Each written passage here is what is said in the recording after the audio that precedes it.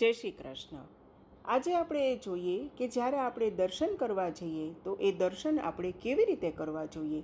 ઘણીવાર આપણે જોઈએ છીએ કે ઘણા લોકો જે દર્શન કરવા આવે છે ત્યારે હાથ પ્રભુને જોડે છે એ બરાબર છે, પરંતુ આંખો બંધ કરી દે છે.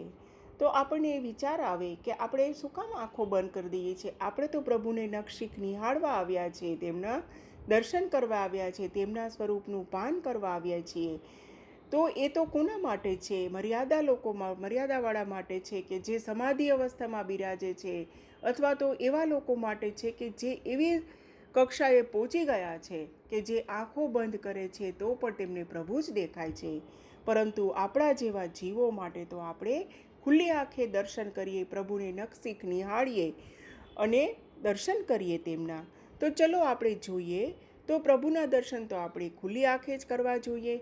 અને આપણે શું જોઈશું કે પ્રભુના ચરણારવિંદથી મુખારવિંદ સુધી તેમને નિહાળતા રહીએ કે પ્રભુએ આજે કયા વસ્ત્રો ધારણ કર્યા છે, કેવા શિંગાર ધારણ કર્યા છે, પ્રભુ આજ કયા વ્રજ ભક્તોના ભાવથી, સ્વામિનીજીના ભાવથી તેમને શૃંગાર અને વસ્ત્રો ધારણ કર્યા છે. એ રીતે આપણે તેમના દર્શન કરીશું, તેમના સ્વરૂપનું પાન કરીશું.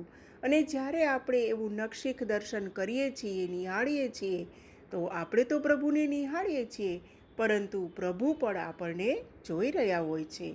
આ રીતે ચરણારવિંદથી મુખારવિંદ સુધીના દર્શન આપણે કરવાના છે.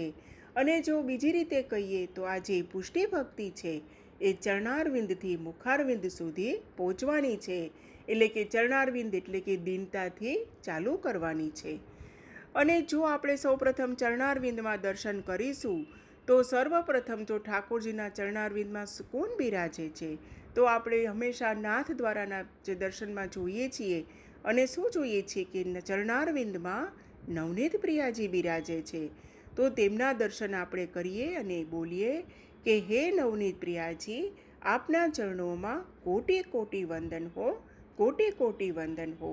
અને આપણે શ્રી કૃષ્ણ શરણમ મમ એમ 3 વખત બોલીએ છીએ. હવે ત્યાંથી આપણે જો આગળ જઈશું ચરણ કમલથી, તો ત્યાં પ્રભુનું હૃદય કમલ આવે છે. તો હૃદય કમલમાં આપણા પ્રાણપ્રિય શ્રી વલ્લભ પ્રભુ બિરાજે છે. તો એના દર્શન કરતાં કરતાં આપણે 3 વાર બોલીશું શ્રી વલ્લભ શરણમ મમ. અને હૃદય કમલથી આગળ વધીશું તો પછી આવશે પ્રભુનું મુખારવિંદ આવે છે. તો મુખારવિંદ ઉપર આપણે જોતા હોઈએ છીએ કે પ્રભુ વામ હસ્ત ઊંચો કરી અને બધાને ભક્તોને બોલાવે છે કે પધારો આપ. અને તેના દ્વારા પ્રભુ એનું શું સૂચન કરે છે કે જે એમને સારસ્વત કલ્પમાં ગોવર્ધન ધારણ કર્યો હતો, તો એ ભાવથી પ્રભુએ હસ્ત ઊંચો રાખ્યો છે. તો એ ભાવથી આપણે બોલીશું હરિદાસવર્ય શ્રી ગિરિરાજ ગોવર્ધનાય નમઃ, એવું આપણે બોલીશું. અને મુખારવિંદના જ્યારે આપણે દર્શન કરીશું ત્યારે આપણે બોલીશું કે શ્રીનાથજી બાવા કી જય, શ્રીનાથજી બાવા કી જય. આ રીતે જે ચરણારવિંદ, હૃદય કમલ, મુખારવિંદ એ દરેકના દર્શન કરતાં કરતાં આપણે આ બધા નામોનો ઉચ્ચાર કરીશું, રટણ કરીશું. જય શ્રી કૃષ્ણ. શ્રીનાથજી બાવા કી જય.